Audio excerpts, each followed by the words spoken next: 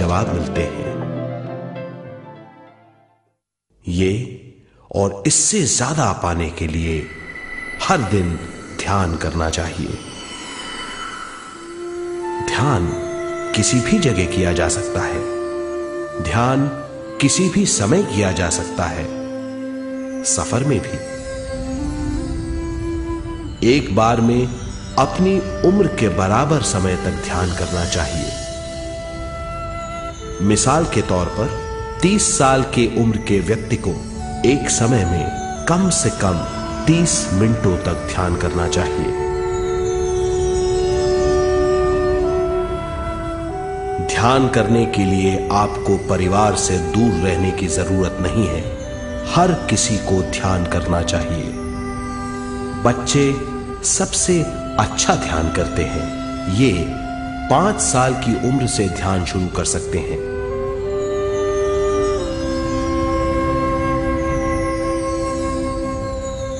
ध्यान करने के लिए आपको किसी गुरु या मास्टर की जरूरत नहीं है। आपका गुरु या मास्टर आपके भीतर है। आपका सांस आपका गुरु है। ये सबके लिए है।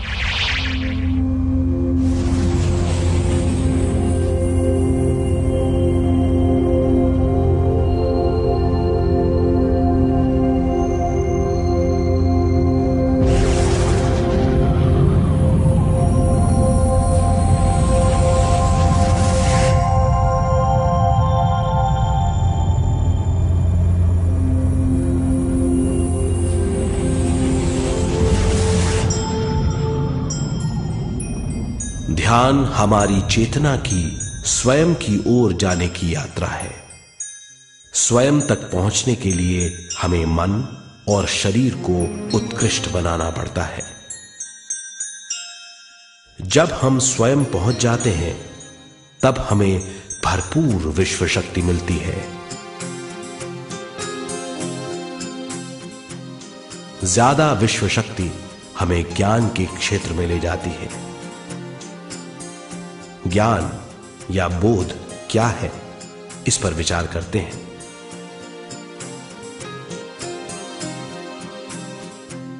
ध्यान हमारे ज्ञान को ऊंचे स्तर तक ले जाता है।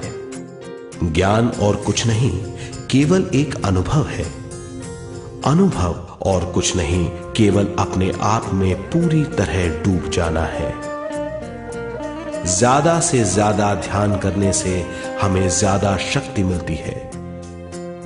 इस ज्यादा शक्ति से हम हर चीज में ज्यादा ग्रस्त हो जाते हैं और इस तरह हम ज्यादा ज्ञान प्राप्त करते हैं।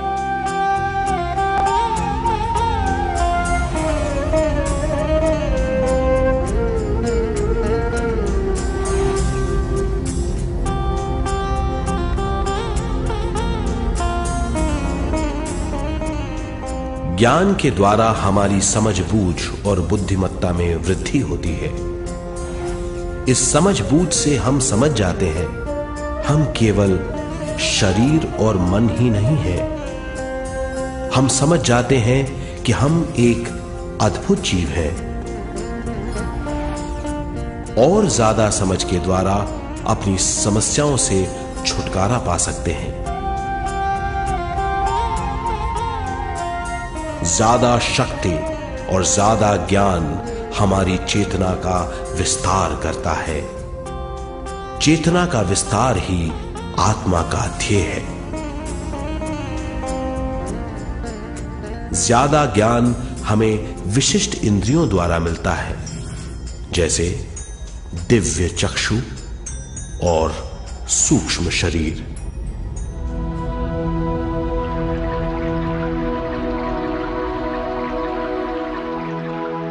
दिव्य चक्षु हमारी आत्मा का बहुत ही शक्तिशाली माध्यम है।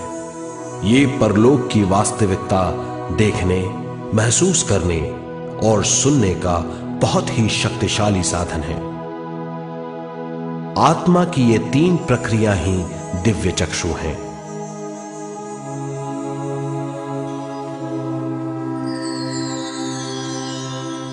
ज्यादा से ज्यादा ध्यान करने से ज्यादा शक्ति बहने लगती है। ज्यादा शक्ति दिव्य चक्षु को गतिशील करती है। ध्यान करने के लिए यह अनोखा अनुभव है।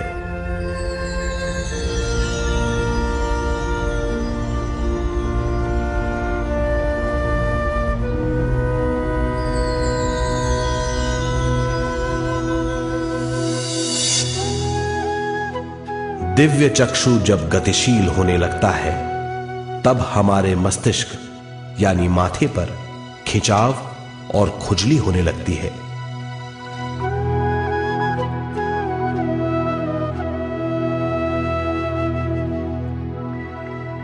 हमें विभिन्न रंगों की झलकियां अपने चारों ओर घूमती हुई दिखाई देती हैं।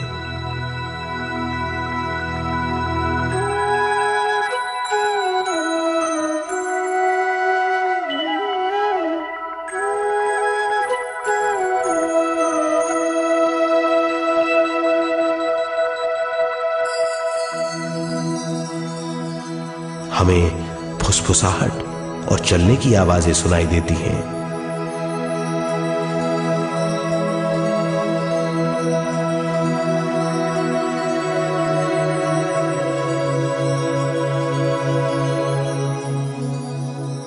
हमें लगता है कि जैसे हम घुप अंधेरी सुरंग में यात्रा कर रहे हैं।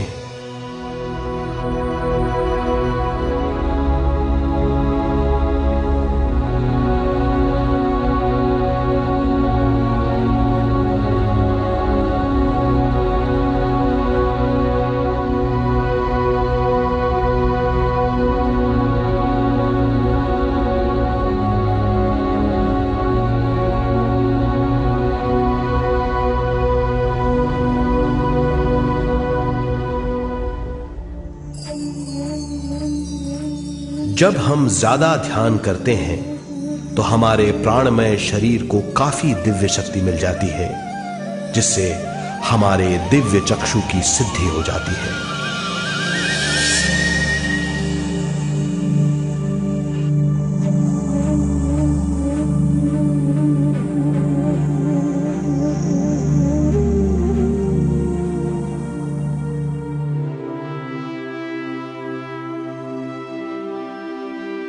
हमें ये स्तर और दूसरे स्तर साफ दिखाई देने लगते हैं। दिव्य चक्षु की संपूर्णता से हमें बहुत सी चीजें आंखों से ज्यादा साफ दिखाई देने लगती है।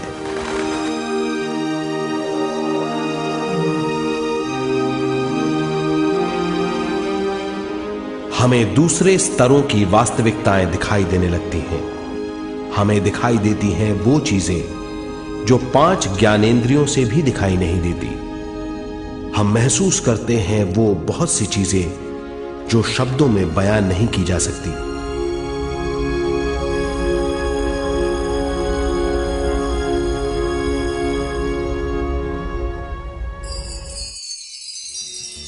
हमें सुनाई देती हैं पार्श्व ध्वनियां, दूसरे स्तर के वाद्यों की आवाजें।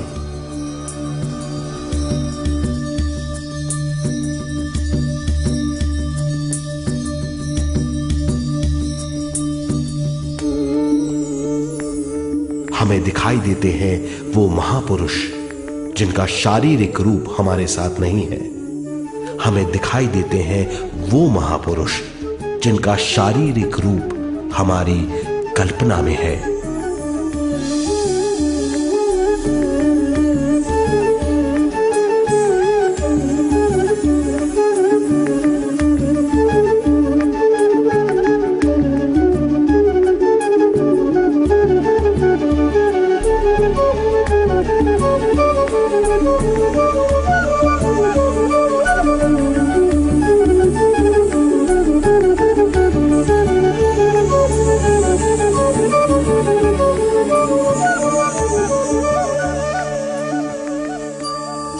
और अधिक ध्यान करने से हमें वो महापुरुष तीव्र ज्योति के रूप में दिखाई देते हैं। तीव्र ज्योति के रूप में देखने के बाद भी हम उन्हें पहचान सकते हैं।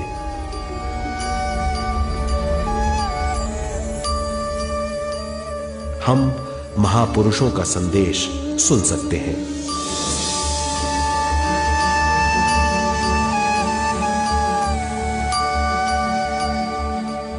हम महसूस करते हैं एक सुरंग में यात्रा करने का अनुभव और अंत में प्रकाश में विलीन होने का अनुभव।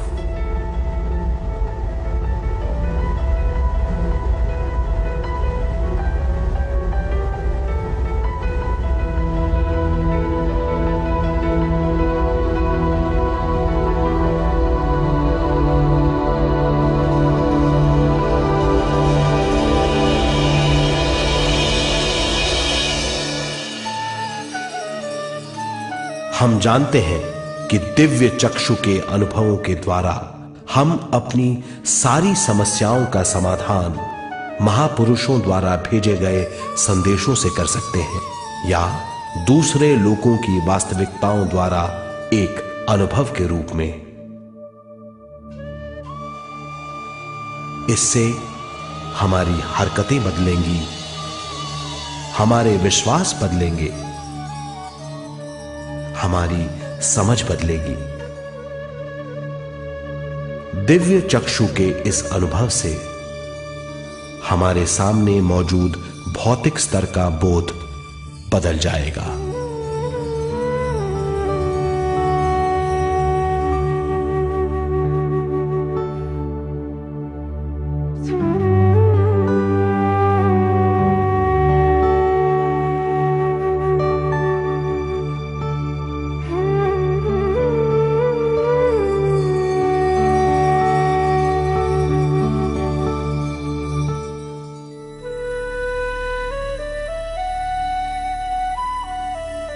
आइए अब हम स्वयं यानी शरीर के दूसरे साधनों की जानकारी लेते हैं।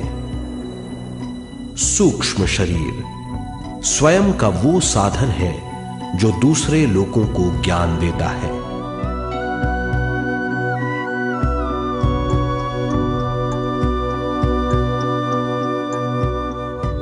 सूक्ष्म शरीर हमारी चेतना का दूसरा रूप है। हमारे भौतिक शरीर जैसा साधारण स्थिति में चेतना हमारे पूरे शरीर में मौजूद रहती है।